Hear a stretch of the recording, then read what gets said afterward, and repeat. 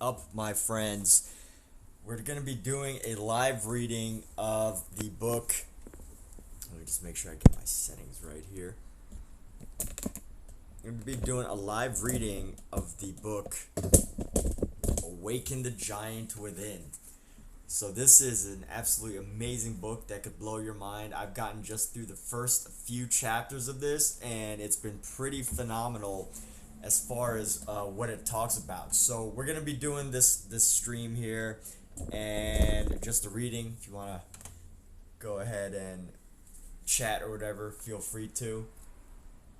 But let's see. So I got into the chapter 4 here. It's been a couple days since I picked this back up, but let's take a look at this. It starts off very strong. If you don't have a plan for your life, someone else does. The mission of Madison Avenue is to influence what we link pain and pleasure to. Advertisers clearly understand that what drives us is not so much our intellect as the sensations that we link to their products. As a result, they've become experts in learning how to use exciting or soothing music, rapid or elegant imagery, bright or subdued color, and a variety of other elements to put us in certain emotional states. Then, when our emotions are at their peak, when these sensations are their most intense, they flash an image of their product continuously until we link it to these desired feelings. Wow.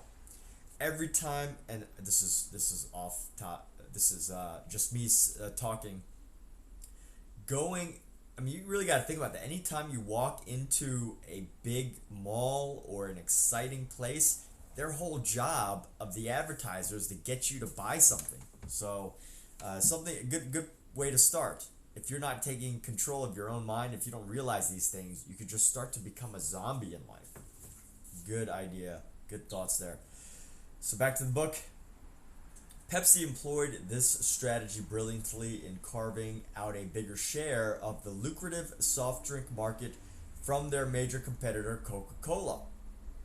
Pepsi observed the phenomenal success of Michael Jackson, a young man who had spent his entire life learning how to heighten people's emotions by the way he used his voice, his body, his face, and his gestures.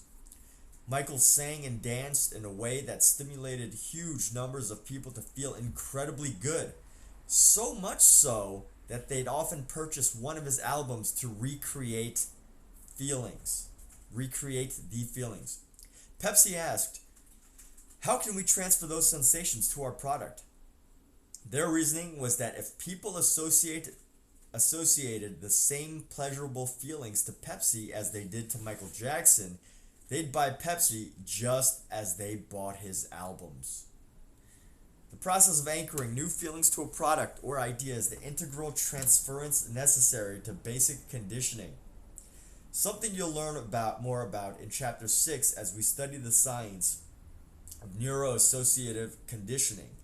But for now, consider this.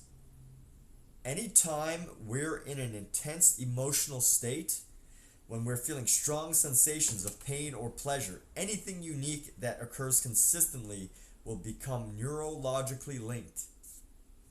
Therefore, in the future, whenever that unique thing happens again, the emotional state will return. You've probably heard of Ivan Pavlov, a Russian scientist who in the late 19th century, and I'm going to circle some notes. Anytime we're intense emotional state, whenever you've reached an intense state of emotion, anything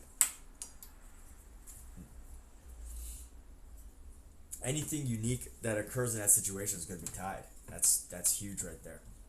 You've probably heard of Ivan Pavlov, a Russian scientist who in the late 19th century conducted condition response experiments. His most famous experiment was one in which he rang a bell as he offered food to a dog, thereby stimulating the dog to salivate and pairing the dog's sensations with the sound of the bell. After repeating the conditioning enough times, Pavlov found that merely ringing the bell would cause the dog to salivate, even when the food was no longer given. What does Pavlov have to do with Pepsi? First, Pepsi used Michael Jackson to get us in a peak emotional state. Then, at that precise moment, they flashed the product. Continuous repetition of this created emotional linkage for millions of Jackson's fans. The truth is that Michael Jackson doesn't even drink Pepsi, and he wouldn't even hold an empty Pepsi can in his hand. On camera, you might wonder, isn't this company crazy? They hired a guy for $15 million to represent them who doesn't even hold their product and tells everybody that he won't. What kind of salesperson is this? What a crazy idea. Actually, it was a brilliant idea. Sales went through the roof, so high that LA Gear then hired Michael Jackson for $20 million to represent their product. And today, because he's able to change the way people feel, he's what I call a state inducer. He and Sony CBS just signed a 10-year recording contract that's reputed to be worth more than $1 billion. His ability to change people's emotional states makes him invaluable. My goodness, you really got to think about it. Like all these artists that we love to see, all these TV shows, these movies, these songs, what are they really doing? They're inducing a state in us, and that's, we got to think about this, like what are we getting attached to? It's these emotional states, these things that move us and make us feel something. Such a powerful idea here that we're getting from this book. Back to the book. What we've got to realize is that this is all based on linking pleasurable sensations to specific behaviors. It's the idea that if we use the product, we'll live our fantasies. Advertisers have taught all of us that if you drive a BMW, then you're an extraordinary person with exceptional taste. If you drive a Hyundai, you're intelligent and frugal. If you drive a Pontiac, you'll have excitement. If you drive a Toyota, what a feeling you'll get. You're taught that if you wear Obsession cologne, you'll soon be entwined in the throes of an androgynous orgy. If you drink Pepsi, you'll be able to jam with MC Hammer as the epitome of hip. If you want to be a good mom, then you feed your children Hostess fruit pies, cupcakes, and Twinkies. Advertisers have noted that enough pleasure can be generated, consumers are often willing to overlook the fear and pain. It is an advertising adage that sex sells, and there's no question that the pleasurable associations created in print and on TV by using sex do the job. Take a look at the trend in selling blue jeans. What are blue jeans anyway? They used to be work pants, functional, ugly. How are they sold today? They've become an international icon of everything that's sexy, fashionable, and youthful. Have you ever watched the Levi's 501 jeans commercial? Can you explain one to me? They make no sense, do they? They're totally confusing, but at the end you have the distinct impression that sex took place nearby. Does this type of strategy really sell blue jeans? You bet. Levi is the #1 blue jeans manufacturer in America today. Is the power of conditioning to shape our associations limited to products like soft drinks, automobiles, and blue jeans? Of course not. Take the lowly little raisin, for example. Do you know that in 1986, the California Raisin Advisory Board was expecting a huge harvest, yet they were beginning to panic? Year by year, they'd seen their sales dropping by 1% annually. In desperation, they turned to their advertising agency and asked what they could do. The solution was simple. They needed to change people's feelings about raisins. For most people, raisins were considered wimpy, lonely, and dull. According to Robert Finney, the former director of the Raisin Board, the task was clear. Pump a healthy dose of emotional appeal into the shriveled fruit, link up sensations that people wanted. Shriveled and dried are not the sensations that most people associate with feeling good about their lives, The raisin growers kept thinking, what can we associate to raisins that would make people really want to buy them? At the time, an old Motown hit was enjoying national resurgence. I heard it through the grapevine. Raisin growers thought, what if we can take these sensations and make so many people feel good and link them to raisins to make them seem hip? They hired an innovative animator named Will Vinton, who then created about 30 clay raisin figures, each with a distinct personality, to boogie to the Motown tune. In those moments, the California Raisins were born. Their first ad campaign created an instant sensation and successfully linked the sensations that the raisin growers hoped for. As people watched the hip little raisins dance, they linked strong feelings of fun, humor, and pleasure to the once boring fruit. The raisin had been reinvented as the essence of California cool, and the unspoken message of each of these ads was that if you ate them, you'd be hip too. The upshot: the raisin industry was rescued from its devastating slump in sales to a 20% growth factor annually. The raisin growers had succeeded in changing people's associations. Instead of linking boredom to the fruit, consumers had learned to link sensations of excitement and fun. Of course, the use of advertising as a form of conditioning is not limited to physical products. Fortunately or unfortunately, we consistently see television and radio used as tools for changing what we associate to candidates in the political process. No one knows this better than the master political analyst and opinion shaper Roger Ailes, who was responsible for key elements of Ronald Reagan's successful 1984 campaign against Walter Mondale, and who in 1988 masterminded George Bush's successful campaign against Michael Dukakis. Ailes designed a strategy to convey three specifically negative messages about Dukakis: that he was soft on defense, the environment, and crime, and caused people to link painful sensations to him. One ad portrayed Dukakis as a kid playing war in a tank. Another seemed to blame him for pollution in the Boston Harbor. The most notorious one showed criminals being released from Massachusetts jails through a revolving door, and played on the widespread negative publicity generated around the country by the Willie Horton incident. Convicted murderer Willie Horton, released from jail as part of a controversial furlough program in Dukakis' home state, failed to return, and 10 months later was arrested for terrorizing a young couple, raping the woman, and assaulting the man. Holy crap. They tied him to such terrible things. Many people took issue with the negative focus of these ads. Personally, I found them highly manipulative. Yeah, very highly manipulative. But it's hard to argue with their level of success, based on the fact that people do more to avoid pain than to gain pleasure. Many people didn't like the way the campaign was fought, and George Bush was one of those people. But it was hard to argue with the reality that pain was a very powerful motivator in shaping people's behavior. As Ailes says, the negative ads cut through quicker. People tend to pay more attention to these types of ads. People may or may not slow down to look at a beautiful pastoral scene along the highway, but everyone looks at an auto accident. There is no questioning the effectiveness of Ailes' strategy.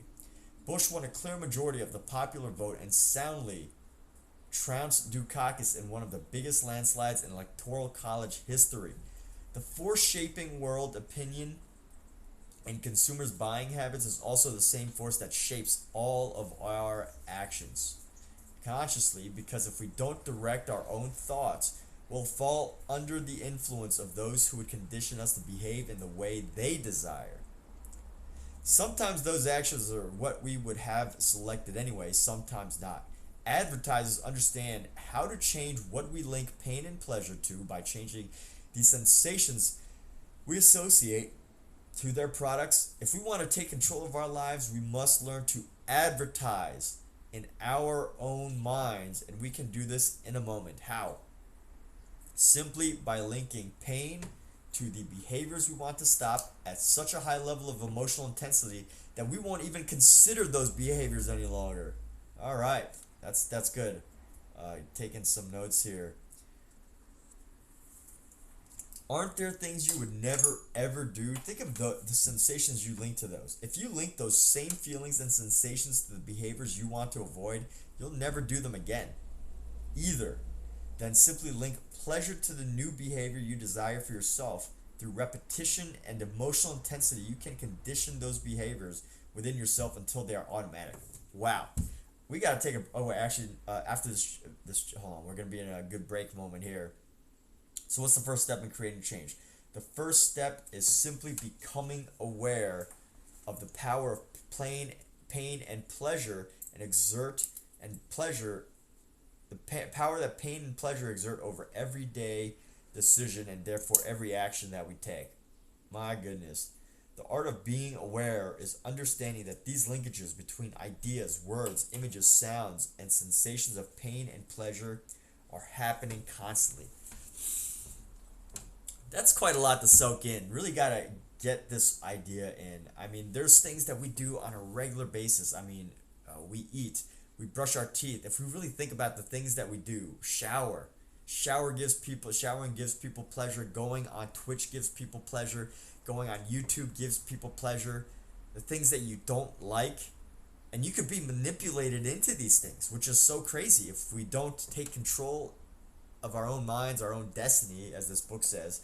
Take control of your mental, emotional, physical, and financial destiny. I mean, what are these things that have control over us, myself included, you, me, your friends, anybody? What are these things that have control over us? Television, YouTube, social media, our books, our friends, our relationships, all of these things.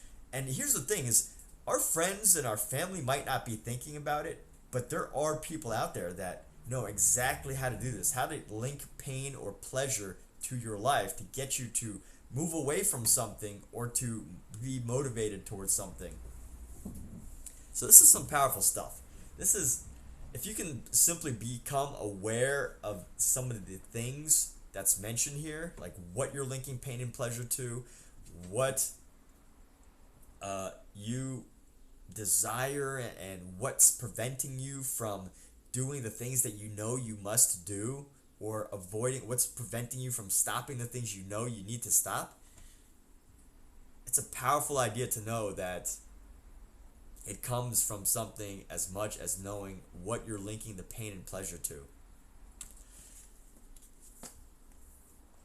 I conceive that pleasures are to be avoided if greater pains be the consequence, and pains to be coveted that will terminate in greater pleasures. Michael de Montaigne. Let's say that again. I conceive that pleasures are to be avoided if greater pains be the consequence. Okay. And pains to be coveted that will terminate in greater pleasures. That's a powerful quote right there. So they say, this is my interpretation of it, and feel free to chime in. If you're going to have greater pains in the future from the pleasure that you're getting now, then it should be avoided. And if there's going to be pains that you can get and pains to be coveted that will terminate in greater futures. Oh, so there's pains that are worthwhile. So I believe, or I conceive that pleasures, so it's good to avoid pains, or good to avoid pleasures if you're going to have pain from it in the future, and it's great to look for those pains that will end with greater pleasures. That's pretty powerful right there. So back to the book. The problem is that most of us base our decisions about what to do on what's going on to create pain or pleasure in the short term instead of the long term. Yet in order to succeed, most of the things that we value require us to be able to break through the wall of short-term pain in order to have long-term pleasure. What's up, Lokaloe? Good to hear from you. So right now we're reading the book Awaken the Giant Within, and he's talking about how to really find the things that you're linking pain and pleasure to in your life. So this could be anything from what you're doing or you're avoiding doing, or like a habit that you want to break, or something that you want to do, or something that you want to avoid, and what's stopping you from going to those places, because it could be either pain or pleasure. I mean, for example, earlier he was talking about buying a Pepsi is something that you link pleasure to. And the celebrities that use the products that you like, how you link pleasure to that. And ultimately that's where we're going to expanding into in this next part of the book. So you must put aside the passing moments of terror and temptation and focus on what's important in the long term, your values and personal standards. So this is a good time, if you're watching and if you can hear me, to think about like some of these things, these ideas. Like, what are you linking pain and pleasure to? What are some products that you enjoy? And feel free to share. Like, what is something that you bought recently, just out of like either impulse, or that you saw on TV or in a commercial, or you saw someone wearing it or someone talking about it? What was something that you purchased recently? Feel free to share. And to think about where that idea came from. Like, what was the advertiser? Who was the advertiser behind that, right? So for me personally, of course, books and games is an example. I was on a website, a well-trusted, reputable website, and they're like, "Hey, go check out this video game." So remember too that it's not actual pain that drives us, but our fear that something will lead to pain. And it's not actual pleasure that drives us, but our belief, our sense of certainty that somehow taking a certain action will lead to pleasure.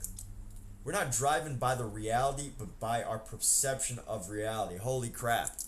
I don't know about you, but that is very strong, because it really gets me to think about this idea of all these things that I think about, and I'm sure other people do too.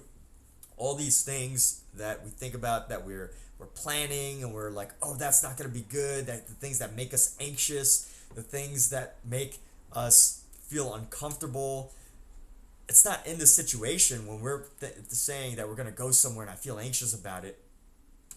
That I feel anxious about it. It's the things that are happening in the situation, my thoughts, not so much the event itself. When I go to the event, usually it's pretty cool. So I think that's really good. It's a good time to think about when you're perceiving the potential pain or pleasure. It's usually not in the moment of that situation. You're thinking about like something that's happening in the future. Powerful stuff right there. So always think of chewing gum when smelling is something bad. Really. So are you saying that you link smelling something bad with chewing gum, or are you saying like chewing gum, when you smell something bad, you think that you need chewing gum?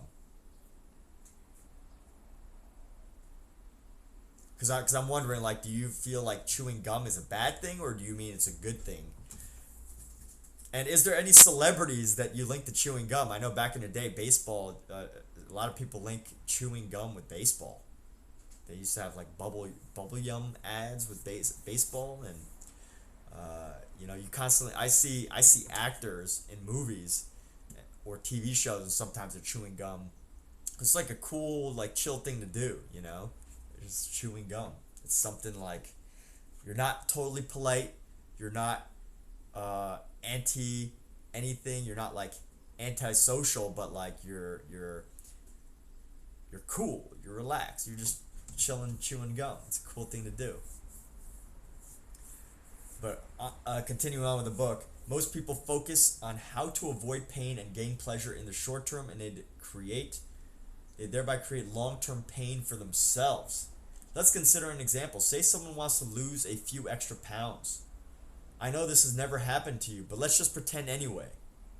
On the one hand, this person marshals a host of excellent reasons for losing weight. They would feel healthier and more energized. They would fit into their clothes better. They would feel more confident around members of the opposite sex. On the other hand, though, there are just as many reasons to avoid losing weight. They'd have to go on a diet. They'd continually feel hungry. They'd have to deny their urge to eat fattening foods. And besides, why not wait until after the holidays? With the reasons balanced in this way, many people would tip the scales in favor of the pattern of putting things off. The potential pleasure of a slimmer figure far outweighed by the short-term pain of dietary deprivation. Short term, we avoid the pain of feeling a twinge of hunger, and instead we give ourselves that immediate morsel of pleasure by indulging in a few potato chips, but it doesn't last. In the long term, we feel worse and worse about ourselves, not to mention the fact that it causes our health to deteriorate. That's some powerful stuff right there, to really put that example into perspective. Because I'm hungry now, and I'm like, I could go use a snack right now. I could probably use a coffee, which isn't too bad for weight management and things like that. But yeah, interesting idea there of what we could find that's such a simple concept in our daily life, like some goal that we have that we want to achieve, that we want to move toward, but all these short-term thinking things that make us want to stop. It's powerful. So I mean, for you the viewer, what's something, and you don't have to share it, it could be personal, right? It's a good time for me or you or anybody to think about, like, what's this goal that we have in our life, this thing that we want to achieve, this reality that we want to create for ourselves. What is this thing that we have that we want to do, and what is the short-term pleasure or the short-term pain that we're trying to avoid to get there? So their example was weight loss and trying to avoid the pain, the short-term pain of hunger. So if we want to make more money, or if we want to get a larger Twitch following, or we want to go pursue, tell our best friend that we love them, or if you want to kiss your crush or whatever, like whatever that is, what's the pain that comes along with that, that totally keeps us from avoiding that in the current moment, at least. So all those ads start with, for example, kissing, and then the other person says, like, you smell bad, and it gives them gum. Yeah, hey, that's an example. Like, you don't want bad breath when you're gonna kiss somebody. That's for sure, right? Like, you want a good first impression, second impression, third impression, ongoing impression, and a final lasting impression. I mean, just imagine, we all know that the first impression is important, right? But let's say, like, you're breaking up with somebody, and you want one final kiss. Don't you want that kiss to be just as delicious as the first? I mean, again, this is assuming that you want to either leave a lasting impression on this person, that you want them to be like, oh, wow, this person is, like, the next person that they kiss, their breath can't even compare to yours. Because most people, like, they break up, it's bad, it's whatever, but I think the real pleasure that you really cement in their minds is from that last kiss, those last few moments, making that good and pleasurable. And then, there's the whole topic. Some people love drama. They love the arguments, so maybe that's what causes them to. Some people love the drama, and that's where they really get the stimulation from, so they, like, go back into the relationship or whatever. We've all heard those stories. Maybe yourself. I know I've had, and that's personal, of course, you don't have to share, but, like, I've had situations where I was like, oh, I want to go back to talk to this person. I want to help them. I want to, I want to feel that sensation again, right? So I'm sure we've all had these, or maybe we could change them. We've probably all had these examples, but in this specific situation, understanding the pain and pleasure in this situation of relationships. So gum, great example right there. Have bad breath at the beginning of a relationship. Have great breath at the beginning of a relationship, and have great breath at the end if you want to leave a lasting impression. So on with the continued reading of the book, and thanks for the follow, by the way, very much appreciated. Remember, anything you want that's valuable requires that you break through some short-term pain in order to gain long-term pleasure. That's right. Wow. Here's what I don't get though, and my question in my mind is, I'm sure we could all come up with examples where we could go through something pleasurable and get something even more pleasurable at the end. There's got to be not everything has to be pain to get pleasure. I mean, maybe it does. I don't know. Unless we could literally like transform our life to think that every challenge we have is a pleasurable challenge. But I don't know too many examples like that. Like most things that we want in life, we do have to work for it.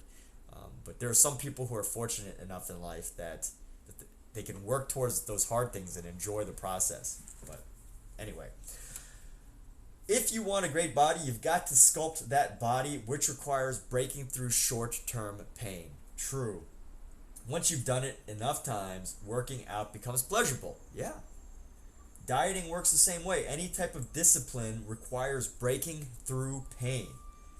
Discipline in business, relationships, personal confidence, fitness, and finances. How do you break through the discomfort and create the momentum to really accomplish your aims? Start by making the decision to overcome it. We can always decide to override the pain in the moment. And better yet, it is the follow-up by conditioning ourselves, which is something we'll cover in detail in chapter 6. Okay, I'm looking forward to that chapter. But that is an interesting thing, the decision to overcome it. So, I mean, I'd like to share this moment with you and ask you, and again, you don't have to write this because it could be very personal or, just something that you want to keep to yourself, but what is something that you're looking to achieve based on some of the ideas that have come from this book? What is something that you're looking to achieve? What is the pain that's happening in your mind, the idea, like, what do you think is stopping you? What is this pain concept that you're trying to avoid, that is preventing you from that future pleasure? And with that, it seems like it's as simple as making a decision to overcome that pain. If you could do that, make that decision right now, give me a yes. And if you can't, give me a no. But yeah, this is really great stuff here. A prime example, and I think giving a yes or a no is one of those things where it's like, okay, I'm stating my current status, but of course no should not be an option here. But anyway, a prime example, if it's something that you want bad enough, it shouldn't be an option. But anyway, a prime example of how this short-term focus can cause us all to take a fall, as in Niagara, is reflected by the current savings and loan crisis, probably the single biggest financial mistake ever made in the history of our government. Estimates show it could cost taxpayers more than $500 billion, yet most Americans have no idea what caused it. This problem will most certainly be one that is the source of pain, at least economic pain, for every man, woman, and child in this country, probably for generations to come. In a conversation I had with L. William Seidman, chairman of the Resolution Trust Corporation and the Federal Deposit Insurance Corporation, he told me, "We are the only nation rich enough to survive such a big mistake." What did create this financial mess? It's a classic example of trying to eliminate pain by solving a problem while nurturing the cause. That's powerful stuff there. This is getting like huge big picture, but I do want to say real quick, thanks for sharing that you finally, I don't know if you finally started, but you started going to the gym 2 months ago.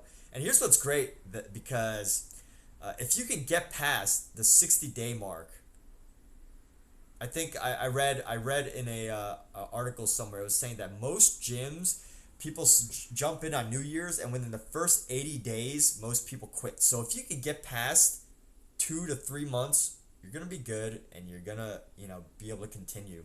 So it was hard at first, sweat a whole ocean. Yeah, that's what happens. But now it's really satisfying to see our body progress. Yeah, that's congratulations. So you said our body progress. So it sounds like maybe you started the gym with somebody. So it's great to have that gym partner, and to keep this keep this idea of, the pain versus pleasure. You have definitely gone through the pain. Sweating is not fun. Most people like avoid sweating all day long. Most people can avoid sweating and literally don't want to sweat so bad that they will not sweat for an entire like week or month.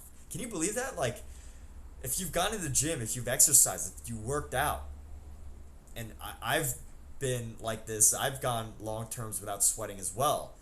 But there are people who don't sweat throughout their entire day, and what that can mean is that they're not working out, or they're not exercising, that they're just, it's not a bad thing not sweat. I'm not saying people who don't sweat are like, bad people. I'm just saying, like, to have gone through this process that you're doing, the sweating and everything, through exercise, and being able to see that happen for your body, and just be amazed that there are people that don't put in a level of effort to make improvements, if they want it, of course, right? But anyway, back to this banking situation, this financial situation. It all began with savings and loan challenges that came up in the late 70s and early 90s. Banking and S&L institutions had built their business primarily on the corporate and consumer market. For a bank to profit, it has to make loans, and those loans have to be at an interest rate that's above what it pays out to depositors. In the first stages of the problem, the banks faced difficulties on several fronts. First, they were hit hard when corporations entered what had previously been the sole domain of banks: lending. Large companies found that by lending to one another, they saved significantly on interest, developing what's now known as the commercial paper market. This was so successful that it virtually destroyed the profit centers of many banks. Meanwhile, there were new developments on the American consumer front as well. Traditionally, consumers did not look forward to meeting with the loan officer at a bank, meekly asking for loans to purchase a car or a large appliance. I think we can fairly say that this was a painful experience for most, as they subjected themselves to financial scrutiny. They didn't usually feel like a valued customer at many banks. Car companies were smart enough to recognize this and began offering loans to their customers, creating a new source of profit for themselves. They saw that they could make as much money on the financing as they did on the car they sold, and they could give the customer a great deal of convenience and lower interest rates. Their attitude was, of course, quite different from the bankers. They had a vested interest in seeing the customer get this loan. Soon the customers came to prefer the in-house financing over the traditional method, appreciating the convenience, flexibility, and low financing fees. Everything was handled in one place by a courteous person who wanted their business. Consequently, General Motors Acceptance Corporation quickly became one of the largest car financing companies in the country. One of the last bastions for bank loans was the real estate market. But interest rates and inflation had soared in 1 year as high as 18%. As a result, no one could afford the monthly payments that servicing loans at this interest rate required. As you can imagine, real estate loans dropped off the map. Wow. All right, well, this is definitely getting, I liked how this book went from like, personal and individual, from like a one person topic to like this big picture. And I don't know exactly where this is going to go yet, besides the fact that, there's a huge major crash because they were focused on long term. But let's see. So, yeah, okay. So by this time, the banks had lost their corporate customers en masse. They had lost the market for a great deal of their car loans, and they had begun to lose the home loans as well. The final slap to the banks was that the depositors, in response to inflation, needed a higher rate of return, while the banks were still carrying loans that would yield significantly lower interest rates. Every day, the banks were losing money. They saw their survival at stake and decided to do two things. First, they lowered their standards for qualifying customers for loans. Terrible idea. I mean, on one hand, it's a terrible idea, but on the other hand, they want to help their customers, and they needed to. But anyway, why? Because they believed that if they didn't lower their standards, there would be no one to loan money to. And if they didn't loan money, they couldn't profit, and they'd clearly have pain. If, however, they were able to loan money to someone who paid them back, they'd have pleasure. Plus, there was very little risk. If they loaned money and the lendee didn't meet the obligation, then the taxpayers, namely and I, and that's in the book, you and I, would bail them out anyway. So in the final analysis, there was very little fear of pain and tremendous incentive to risk our capital, taxpayer capital. These banks and SNLs also pressured Congress to help keep them from going under. And a series of changes occurred. Large banks realized that they could loan money to foreign nations that were desperately hungry for capital. The lender realized that over breakfast, they could commit more than $50 million to a country. They didn't have to work with millions of consumers to lend the same amount, and the profits on these larger loans were sizable. The bank mergers, it's crazy to think. I gotta take a pause here and just recognize this, that there's countries where $50 million is a lot of money to them. Now, I know you and I, like, as an individual, $50 million is a lot of money. But in America, in like the United Kingdom, Canada, China, $50 million is just like, it's like Amazon makes that in like an hour, I think, or something. I'm probably making that number up. It would be realistic. $50 million times 10, probably less than $50 million in an hour. I don't know, but they make a lot of money. And like I said, there's countries out there that don't make much money, and they could just borrow $50 million. Anyway, didn't have to work with millions of consumers to lend the same amount, and the profits on these larger loans were sizable. The bank managers and loan officers were also often given bonuses in relation to the size and number of loans they could produce. The banks were no longer focusing on the quality of a loan. Their focus was not on whether a country like Brazil could pay the loan back or not, and frankly, many weren't terribly concerned. Why? They did exactly what we taught them. We encouraged them to be gamblers with the Federal Deposit Insurance, promising that if they won big, and if they failed, we would pick up the tab. There was simply too little pain in this scenario for the banker. My goodness. So these are some huge scenarios. Like on an individual basis, when we think about pain and pleasure for ourselves, that's one thing. But seeing how this can carry into our business life or your job, your career, where there's many more people at play, there's customers, or even family, how you interact with your family, your friends. Like there's these bankers, and they found the pain and pleasure in some way, and ultimately the things that they understood, the ways that they pursued pleasure, which is making more money, and avoided pain, which is actually doing the work rather than just giving out loans to people that could potentially not afford to pay it because they knew they could get bailed out. I mean, this is their thinking process. This is how they avoided pain and pleasure as individual bankers, and then collectively coming together to create this huge crisis. I think this is something to think about, like going from the individual, right? So you mentioned that going to the gym and, individual avoiding pain, or you're actually taking the pain, you're taking on the short-term pain of going to the gym to have the pleasure of having a greater, healthier, fitter life.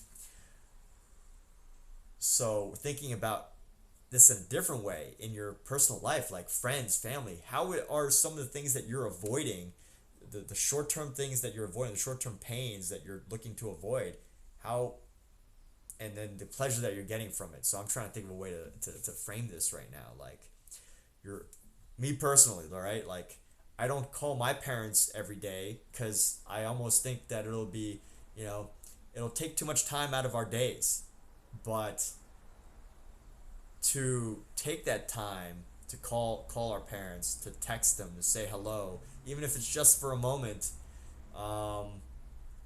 I avoid getting distracted by it, to be honest. Sometimes I forget to. I don't really put that as an important thing, but I think the long-term pleasure of staying in touch with your family is hugely important.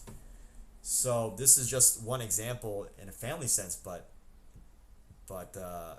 for even business, I want to grow a Twitch channel. I want to do all these things in my life. So what are some of the pains that I'm avoiding that could be creating, that I'm avoiding, or what are the things that can create pain or whatever. What am I, however I'm being like trained here by whatever I believe. Anyway, I don't have that a perfect example for that, but I'm not going to create a financial crisis with my Twitch videos, fortunately. The developer's only downside was that they would have the most incredible tax write-off of their lives. Okay, so let's see. Smaller banks who didn't have the resources to loan foreign countries found that the next best thing was to loan to commercial developers here in the United States. They too lowered their standards so that developers could borrow with no money down instead of the traditional 20%. What was the developer's response? Well, they had nothing on the line. They were using only other people's money, and at the same time, Congress had built such high tax incentives into commercial building that the builders had absolutely nothing to lose. They no longer had to analyze whether the market was right or whether the building was properly located or sized. The developer's only downside was that they would have the most incredible tax write-off of their lives. Holy crap.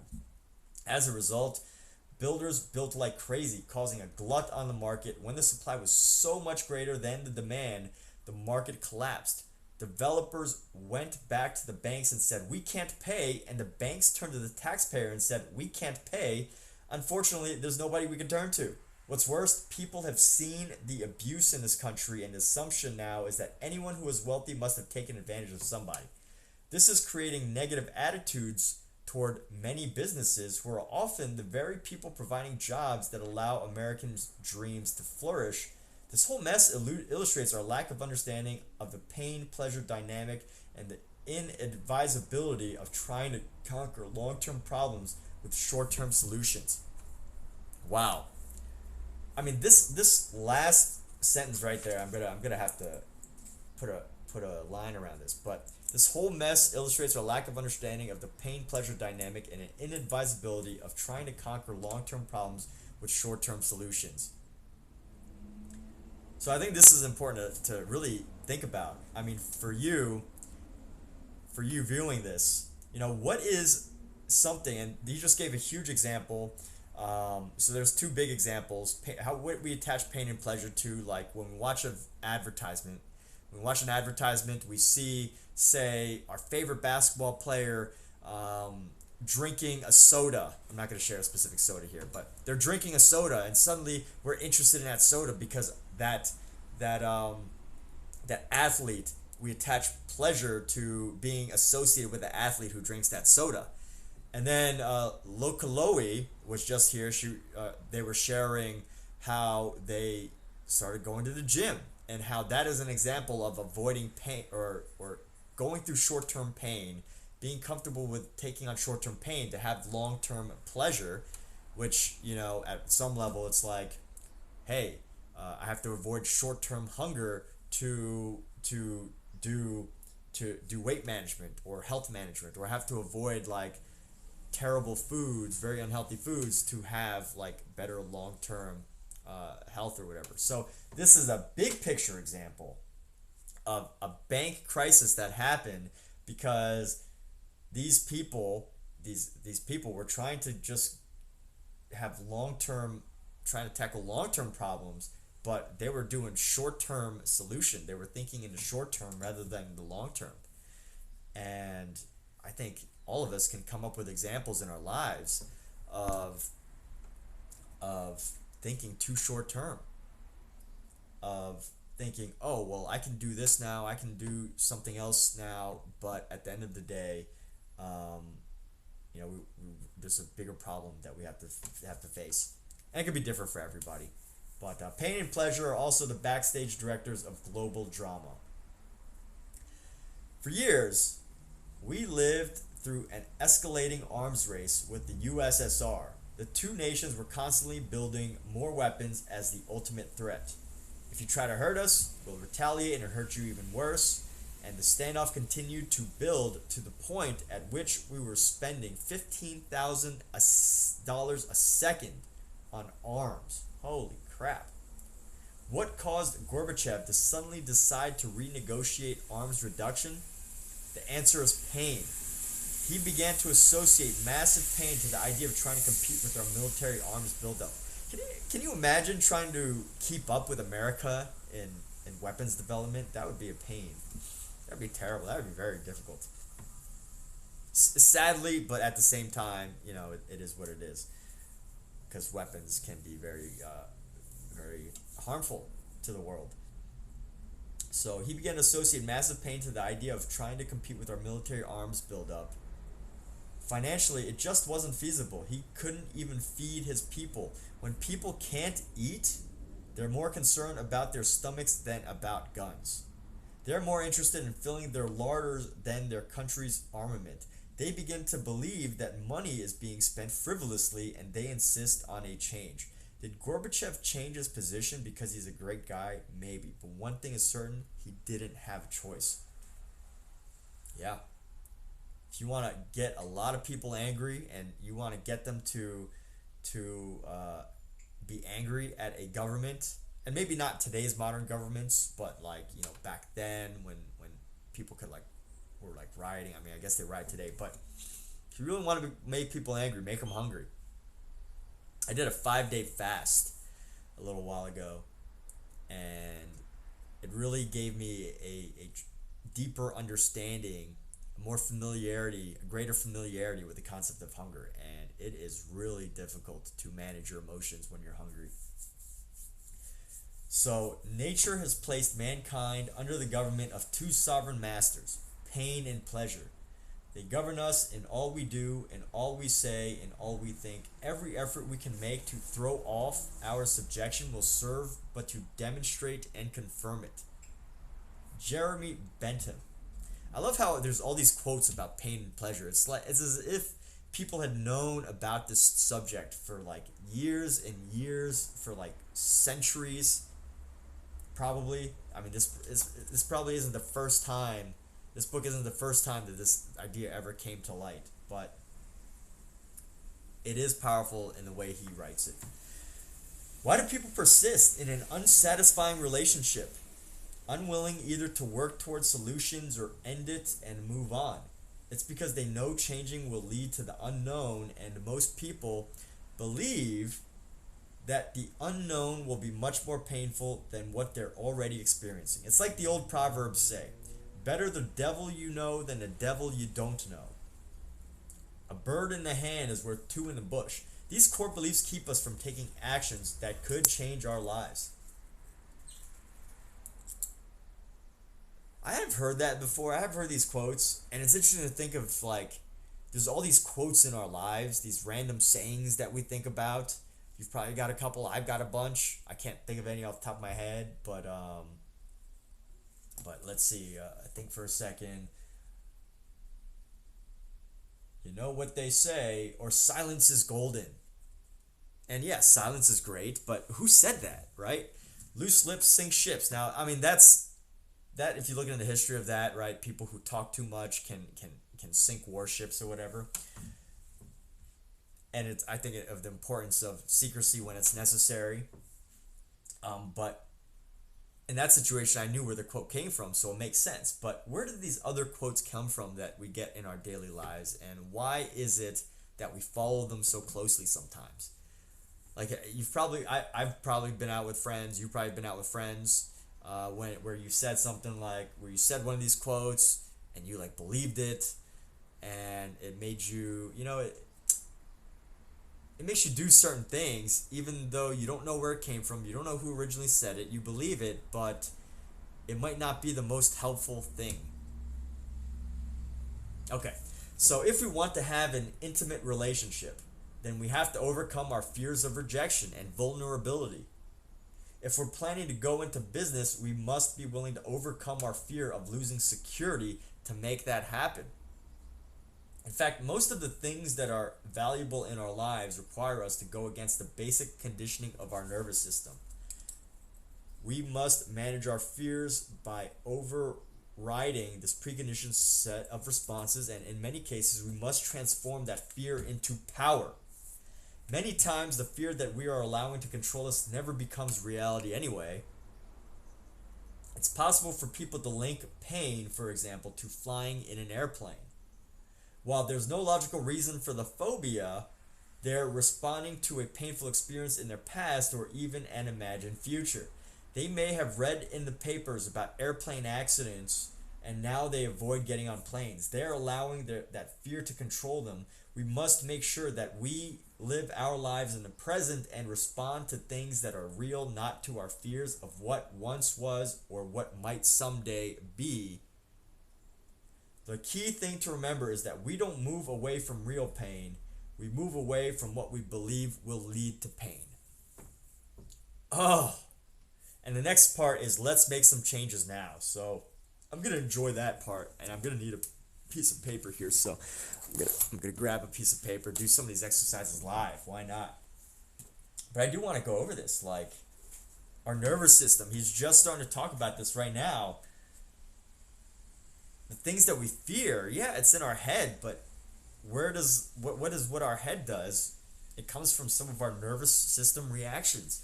Before, I can think of an example right now. I was driving for Uber, and when I was driving for Uber, sometimes you get a really bad customer. You might get a crazy customer, someone that you're like, I never want this person in my car again. I never even want to be around anybody like this. And I'm gonna make up a name now. So let's say this person was named Dara Java. I'm making up a totally made up name because I don't want to use anybody's name here to attach to this idea. But Dara Java. Imagine the name was Dara Java, and I got them out of my car, and then a couple hours later, I got another rider. And let's pretend like Dara Java was a common name, right? So just say it's a common name. Just imagine that it's a common name that a lot of people have. And so then I got another name, a guy named or someone named Dara Java. It popped up on my screen. It was in a totally different location. I knew in my head that there's probably no chance that it's the same person. But in my head, I'm like, Dara Java, I hope it's not the same person. I don't want to have a person named Dara Java again. Dara Javas are bad. You know, this Dara Java is crazy. I would get this gut feeling in my body, this nervous reaction that I didn't want to give a ride to this person named Dara Java. But ultimately, I was able to realize this nervous reaction, this avoidance of pain, my gut feeling. And again, this wasn't like gut feeling. My gut feeling is that the person was a totally different person. I should give them a chance. I shouldn't, reject them just because they had the same name as somebody who I drove earlier that I didn't like. But that was my gut feeling. But in my mind, my body was reacting to this idea that it might be the same person, and it's not good. So I think this is an interesting topic that he's sharing here of our nervous system's reactions and being able to overcome that. So let's make some changes right now. Let's make some changes right now. First, write down 4 actions that you need to take that you've been putting off. Maybe you need to lose some weight. Maybe you need to stop smoking. Maybe you need to communicate with someone you've had a falling out with, or reconnect with someone who's important to you. Oh, well, I'm glad that earlier I was talking about talking to family, because I'm going to go ahead and make my list right now. So 4 actions. So let's see, action 1. I'm just going to jot these down rather than writing down the full action. Well, I guess I should do the exercise, but I'm going to write down the idea for the action, what I need to do.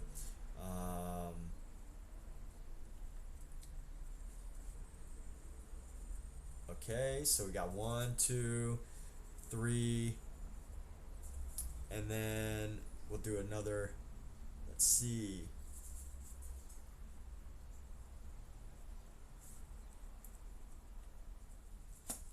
And then 1 action.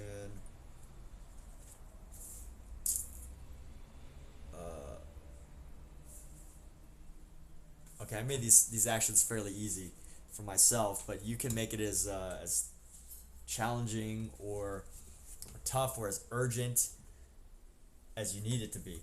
But write down 4 actions that you need to take that you've been putting off. Step 1.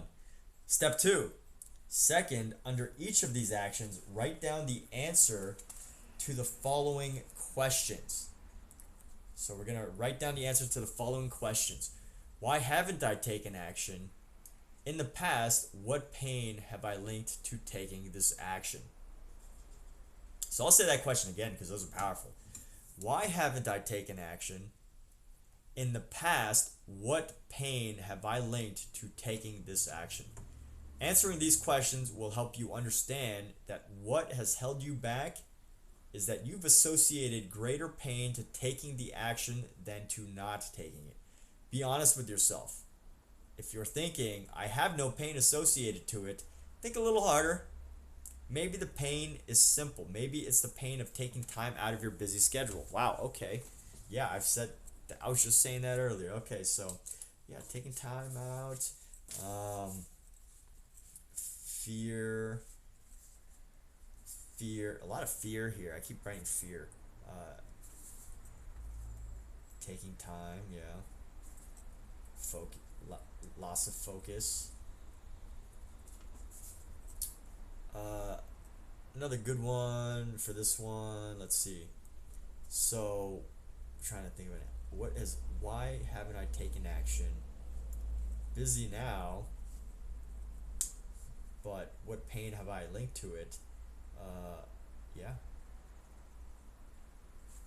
Okay. Well, I've got my actions. We're gonna move on to number 3 here. Let's do number 3. And there's 5 total steps, so we're on 3 of 5. Third, write down all the pleasure you've had in the past by indulging in this negative pattern. For example, if you think you should lose some weight, why have you continued to eat whole pans of brownies and bulk-sized bags of chips, and to guzzle 12 packs of soda pop? You're avoiding the pain of depriving yourself, yes, and at the same time, you're really doing this because it makes you feel good right now. It gives you pleasure, instant pleasure. No one wants to give up these feelings. In order to create a change that will last, we need to find a new way to get the same pleasure without any negative consequences. Identifying the pleasure you've been getting will help you know what your target is. So if there's a negative, the negative things, so whatever we have been linking to the action, write down all the pleasure you've had by indulging in a negative pattern. So the negative pattern is the thing that's stopping you from taking action. So if it's the negative thing that's preventing you from taking action, what pleasure are you getting from it?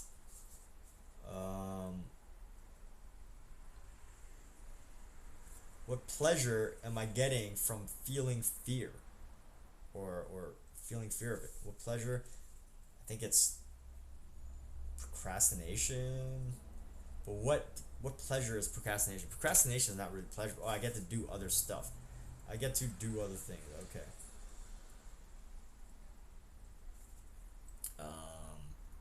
Time loss.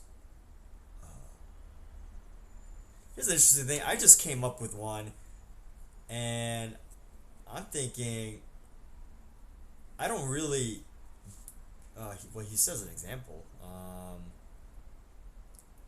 No one wants to give up these things. For example, if you think you should lose, at the same time, you're really doing this because you feel good right now. It gives you pleasure, instant pleasure. Yeah, there's some things that I just avoid doing, but I think it's because it's not pleasurable enough. I don't make it pleasurable enough. So I'm thinking, avoiding it. I avoid because what's the pleasure that I've had? I avoid because it could be, I guess it's selfishness, if I'm going to be honest, a little bit of selfishness. And selfishness feels good because you make things about yourself. It feels good to have like things mostly about yourself. So yeah, selfishness isn't the pleasure though. Having self-time, whatever. Okay, well, I get the idea in my head. So we're going to go on to step number 4. For me personally, let's see. 4th, write down what it will cost you if you don't change now. Again, step 4, write down what it will cost you if you don't change now. What will happen if you don't stop eating so much sugar and fat? If you don't stop smoking, if you don't make that phone call that you know you need to make, if you don't start consistently working out each day, be honest with yourself. What's it going to cost you emotionally? What's it going to cost you in terms of your self-image? What will it cost you in your physical energy level? What will it cost you financially? What will it cost you in your relationships with the people you care about most? How does that make you feel? Don't just say it will cost me money or I will be fat. That's not enough. You've got to remember that what drives us is our emotions. So get associated and use pain as your friend, one that can drive you to a new level of success. So how does it make you feel? My goodness, what are these things that I don't change now? Yeah. I'm gonna write these down here. I'm gonna do this exercise. But I love how he adds these questions. Like, what's it going to cost you over the next 2, 3, 4, 5 years? Like, I love that question because, it's not like what's the price, what's the financial number. It could be a financial number, if I don't do these things. But it can also be like a mental number. Like, what are the costs? It's happiness. It can cost me my happiness. It could, financial is obvious, everyone's got the financial piece, but it could cause me like potential, like what can we possibly do with our lives, right? Potential, full potential, right? It could cause me my full potential, our full potential. It could cause me to go the opposite way, more pain, more ongoing pain. If I'm having pain with right now with these things that I'm avoiding, then what can it be? How can it be even more painful in the future? Yeah, there could be a lot of pain in the future, and I should avoid that. It might feel good to avoid it now, but in the future, that's the pain it's gonna hurt. 2, 3, 4, 5 years. What's it gonna go cost emotionally? How's it gonna cost me in terms of my self-image? You know, that's definitely mental stuff right there of, yeah, not going to feel as great. Great. Personal standards, things like that. Okay. So I hope you've written down a few too as well. And with that said, let's go on to the last step here. The final step is to write down all the pleasure you'll receive by taking each of these actions right now. Make a huge list that will drive you emotionally, that will really get you excited. I'll gain the feeling of really being in control of my life, or knowing that I'm in charge. I'll gain a new level of confidence. I'll gain physical vitality and health. I'll be able to strengthen all of my relationships. I'll develop more willpower, which I could use in every other area of my life. My life will be better in all these ways now. Over the next 2, 3, 4, 5 years, by taking this action, I will live my dream. Envision all the positive impacts, both in the present and the long term. I encourage you to take the time now to complete this exercise and to take advantage of the great momentum you've been building up as you've moved through this book. Carpe diem, seize the day. There's no time like the present, but if you can't wait another second before pressing on to the next chapter, then by all means do so. Just be sure to come back to this exercise later and demonstrate to yourself the control you have over the twin powers of pain and pleasure. This chapter has shown you again and again that what we link pain to and pleasure to shapes every aspect of our lives, and that we have the power to change these associations and therefore our actions and our destinies. But in order to do this, we must understand. And we're going to go to a TBC here, to be continued, because that was some powerful stuff. Definitely have a couple of actions to take, some pretty quick actions. And I'm definitely going to do a continuation of the series with other chapters of the book and other books in the future. So stay tuned to this powerful series on motivational, inspirational books that can just possibly change or improve or help you find the ideas that you need to take your life to the next level. And have a great day. Thank you for tuning in.